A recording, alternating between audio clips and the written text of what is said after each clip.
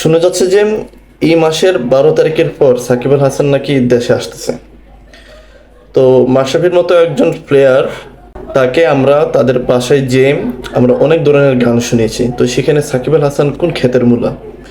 তো সেজন্য আমরা ভাবছি সাকিব আল হাসানও যদি আসে, ইনশাল্লাহ আমরাও তাকে অনেক ধরনের গান শোনাবো। ক্লাসিক্যাল, ভোকাল, ফোক, যত ধরনের গান আছে সব গান তাকে পাওয়া মাত্র তাকে এই গানগুলো শোনাবো। তো বাইস্তা আসো, আমরা তোমার জন্য ওয়েট করতেছি, তোমাকে গান শোনানোর জন্য আসো, আমরা ওয়েট করতেছি। আচ্ছা, এই গেল জোক অফ পার্ট। এবার একটু সিরিয়াস পয়েন্টে আসি। ইংলিশে একটা প্রবাদ আছে যে নেচার অফ রিভেঞ্জ। এই প্রবাদটা নিশ্চয়ই আপনারা সবাই জানেন। তো নেচার অফ রিভেঞ্জের কাছে সাকিব আল হাসান কীভাবে ধরাশায়ী হয়েছে এটার কয়েকটা নমুনা দেই।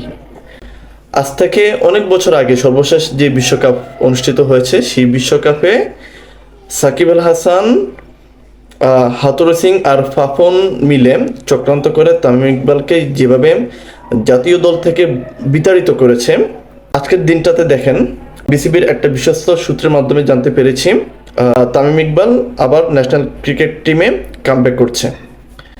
আর সাকিব আল হাসানের ক্ষেত্রে দেখেন, যে সাকিব আল হাসান ন্যাশনাল টিমে একদম অটো চয়েস ছিল এত বছর ধরে, সেই সাকিব আল হাসান এখন বর্তমানে ন্যাশনাল ক্রিকেট টিমে থাকবে কি থাকবে না সেটা নিয়ে তো সংশয় দেখা গেছেই। সেই সাথে সে বাংলাদেশে আসতে পারবে কি পারবে না সেটা নিয়েও তার মনের মধ্যে একটা দুশ্চিন্তা দেখা গেছে। সাকিব আল হাসান, তুমি তামিম ইকবালের সাথে কি কি চক্রান্ত করেছো এই বাংলাদেশের ক্রিকেট নেশন কেউ কিন্তু ভুলে নাই। তুমি টি স্পোর্টসের সাক্ষাৎকারে তুমি নিজেকে ডিফেন্ড করে এমনভাবে সাধু সেজেছ, মনে করেছো যে বাংলাদেশের পাবলিক একদম আলাভোলা, কিন্তু বাংলাদেশের সাধারণ পাবলিকদের এত বোকাচোদা মনে করো না, তারা সব কিছু বুঝে। গঙ্গার পানি কোথায় থেকে কোথায় মিলিত হয়েছে সাধারণ পাবলিক এগুলো বুঝে।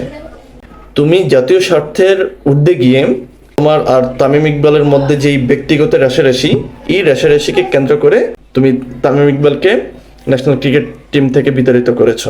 আজকের পরিক্রমায় দেখো আজকে তুমি কোথায় গিয়ে ঠেকেছো। এই যে সামনে পাকিস্তানের সিরিজ আছে, সেখানে তুমি খেলতে পারো তো দূরের কথা, তুমি বাংলাদেশে আসতে পারবে কি পারবে না সেটা নিয়ে তুমি একটা ভয়ভীতির মধ্যে দাঁড়িয়ে আছো। একটা জিনিস কি, মানুষের মন থেকে যে বদদোয়াটা আল্লাহর আরশের আজিমের কাছে পৌঁছে যায়, সেই বদদোয়ার প্রতিদান কখনো দেরি হয় না, খুব তাড়াতাড়ি সেই বদদোয়াটা তার কাছে ফিরে আসে। তো তোমার ক্ষেত্রে সেটাই হয়েছে। শুধুমাত্র তামিম ইকবালের ক্ষেত্রে তুমি বদদোয়া পেয়েছো, তুমি অনেক ব্যবসায়ীদের কাছ থেকে টাকা আত্মসাৎ করেছো। তুমি কাঁকড়া ব্যবসা করতে যে অনেক শ্রমিকরা তোমার কাছ থেকে টাকা পয়সা পায়, তাদেরকে তুমি সেই টাকা পয়সা পরিশোধ করোনি। তুমি শেয়ার বাজারে কেলেঙ্কারি করেছো, এরকম অনেক দুর্নাম কুড়িয়েছো এই পুরো বাংলাদেশ এবং বহির্বিশ্বে। তো এবার তুমি নিজেকে আয়নার সামনে দাঁড় করিয়ে দেখো, তুমি সবার হৃদয়ে তুমি মধ্যমণি হয়েছিলে, তুমি নিজেকে কোথায় অধঃপতনে নিয়ে গেছো। কিন্তু তোমার অর্থবিত্ত যশ খ্যাতির অহংকারে, সেই দাম্ভিকতায় এমনভাবে তোমাকে গ্রাস করে ফেলেছে যে তুমি মানুষকে মানুষ মনে করো না, তুমি তোমার যে কলিগকেও তুমি কলিগ মনে করো না, যার তার সাথে তুমি দাম্ভিকতা দেখিয়ে বসো। আজকে দেখো তোমার এই দাম্ভিকতার পরিণাম কোথায় গিয়ে নামিয়েছে। আজকে আমি গণমাধ্যমের কাছ থেকে শুনেছি যে তুমি বাংলাদেশে না আসে কানাডা থেকে সরাসরি পাকিস্তানের যে সিরিজ আছে সেই সিরিজে অংশগ্রহণ করবে, তুমি বাংলাদেশে আসবে না। ধরে নিলাম তুমি এবার তুমি বাংলাদেশে আসবে না, যেহেতু বাংলাদেশ বিদেশ ট্যুর করবে, সেখানে তুমি পার্টিসিপেট করবে। কিন্তু যখন বাংলাদেশ হোম গ্রাউন্ডে খেলবে তখন কি করবা? তখন তো বাংলাদেশে আসতে হবে, নাকি তখন এটা বলবা যে আমি বাংলাদেশের কোনো হোম সিরিজ খেলবো না, ওই বিদেশ যে ট্যুর হবে সেখানে আমি পার্টিসিপেট করব? এইভাবে তো আসলে চলতে পারে না। বিসিবির যে ক্রিকেট প্রশাসন, সেই প্রশাসনের অবকাঠামো নতুন করে আবার ঢেলে সাজাচ্ছে।